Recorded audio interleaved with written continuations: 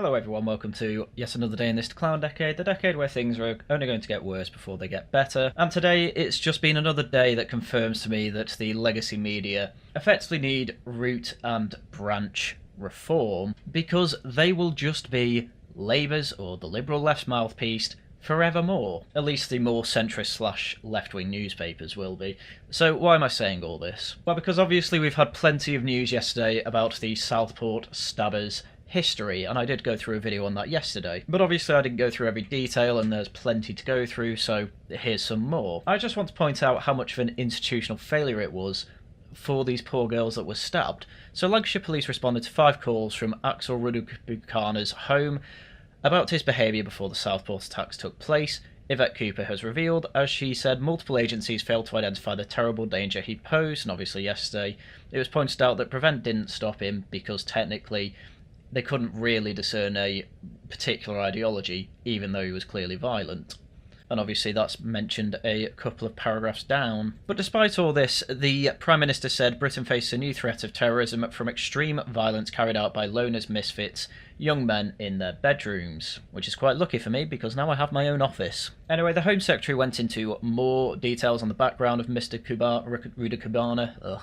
Ms. Cooper told the Commons that he had admitted to having carried a knife on more than 10 occasions, and was referred 3 times to Prevent and had contact with both children's social care and mental health services. So he was under quite a close eye from the state. Again, he'd have the police around plenty of times, he'd been to Prevent 3 times, he was in contact with mental health services and social care, and so the question is, given that he was clearly violent and carrying weapons around frequently, why was nothing done here? He was also convicted of a violent assault against another child at school, as well as having been excluded from one school. Again, that's because he took a knife in. And he also then attacked that school with a hockey stick after being expelled from there. Yet the action against him was far too weak, she said, and despite the fact he'd been convicted for violence and was just 17, he was easily able to order a knife on Amazon, which in and of itself seems like a fairly innocuous comment. Oh, he bought a knife off Amazon. I mean, probably used his father's account, managed to get it, or maybe age verification isn't great on Amazon, which in my experience isn't the case. That's a total disgrace and it must change. Oh, I hope they don't just mean the Amazon thing, because this is where it gets weird. So we're to bring in stronger measures to tackle knife sales online in the Crime and Policing Bill this spring. Again, this seems pretty innocuous so far, and nothing particularly stands out as egregious here. It's the type of thing I expect from the government to say about this. If 17-year-olds can't buy knives from high street shops, why should they be able to order them online? Fair enough. But then it gets a bit weird and there's too much focus on this. There are grave questions about how this network of agencies failed to identify and act on the risks. Fair enough, that is what I would focus on. There were so many signs of how dangerous he had become, yet the action against him was far too weak. So the families need the truth about why the system failed to tackle his violence for so many years, and this is why we're setting up an independent public inquiry. Perfectly fine, hope they find something. During her statement, the Home Secretary also put tech firms on notice, demanding they remove dangerous content accessed by the Southport killer. Oh my. Companies should not be profiting from hosting content that puts children's lives at risk, she warned. Why is it always the profiting bit that they always mention? Why not just companies should not be hosting content that puts children's lives at risk? And even then, what do you mean? Announcing a swathe of reforms in the wake of the horrific attack in Southport last summer, Ms. Cooper said ministers will be contacting technology companies to ask them to remove dangerous material that he accessed. I mean, again, I want details. What did he access and where? Because I doubt he got much of this from, say, Twitter or Facebook. She also said that Prevent Learning Review has been commissioned in the summer and detailed findings will be published following the sentencing of Rudukana. Again, that part's fine, it's just the tech company stuff and Amazon, like, why are they getting stick for this? They did not put the knife in his hand and tell him to stab girls. As I say, this statement is like 70% good and 30% bad. Where the real issue comes in is with the media, as I say. So let's go through a few of the front pages, because ultimately this is how normies get their news. They'll be going to the shop, see the front pages, and they'll be like, oh, that was the important thing. Well, let's go through them. So, worst offenders first, it's The Sun. The Amazon killer.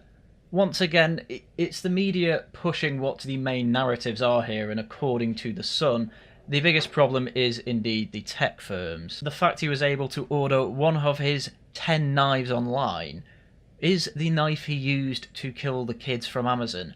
I don't think it actually was, otherwise that would be all over the news. Again, what you got to realise is the opportunity cost of this as well. Why did the Sun decide that attacking Amazon and the ability for a 17-year-old to order a knife, again presumably through his father's account, is decided to be more newsworthy than all the failures from the 3 times went to prevent, the failures of the mental health services that he used, the failure of the police to, well, leave him to be a free man despite the fact they had to go and arrest him 5 times.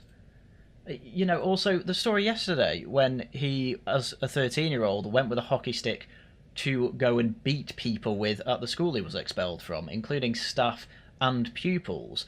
He wasn't arrested from that for the looks of it. At worst, he had to effectively sign a document that listed his crimes, and apparently that seems to be good enough for people like this to not make them do it again. I did talk to people who apparently had heard of this before, and it has managed to work on people, but it doesn't tend to work on people who are sociopathic, which is a bit of a problem because most of the crime in, well, the world is done by a few sociopaths, so it's them we need to be careful of. Anyway, the Mirror was also saying that it's a total disgrace that he was able to buy a knife on Amazon, which again, I don't think it was. He just found his way around the age verification check. That is so common, I don't know what else to tell you. How do you think that there's an endemic of 13-year-olds watching porn online, despite the fact that they're all supposed to give you an age verification check? The age verification check on Amazon is more robust than on any website with porn. On porn, you just click, OK, I'm over 18. On Amazon, you actually have to make an account. Hence, I think he just did it through his father's. Which, OK, should there be safeguards for that? Well, there kind of is, because every time you make an order on Amazon, an email gets sent to the account owner, so the father will have known that he bought a knife, and presumably done something about it and not let him have the knife if he's a good father, which, to be honest with you, I think I was a bit harshman yesterday. A lot of the reason that the police went over to Ridu Kubana actually turns out is because the dad was reporting him to the police, and realistically, if the police aren't doing anything, what's he supposed to do? But as I say, and the Sun isn't even particularly left-wing, but these tabloid papers would rather have a go at Amazon, because if you go all the way to the top, if Jeff Bezos takes a hit, you know, his media empire also takes a hit, and that's ultimately what this comes down to. They're more bothered about attacking their competitors than attacking the government for, and the civil service, for huge failures in operations that ended up getting girls killed. Anyway, if it wasn't direct attacks on Amazon, they'd rather talk about the tidal wave of online violence, whatever that means. And there's going to be a pledge to overhaul terror laws amid this tidal wave of whatever online violence is. Not the worst headline from The Guardian, to be honest with you, but once again, it's more avoiding the fact of there were massive institutional failures within the civil service and government that led to girls being killed, and they'd rather report on the, there's going to be some overhauls to how the online world works. As if that is the, once again, main story here. Not the fact that Prevent didn't catch him out and say, we should probably actually do something about this violent kid 3 separate times. Not that the mental health institutions or the child health services found him to be a problem child with a lot of history of violence and that he'd carry around a knife a lot. Not that the police failed to do anything beyond make him sign a contract to say, don't be a naughty boy again. No, it's the fact that he managed to get an Al-Qaeda manual online, which, again, how did he get that?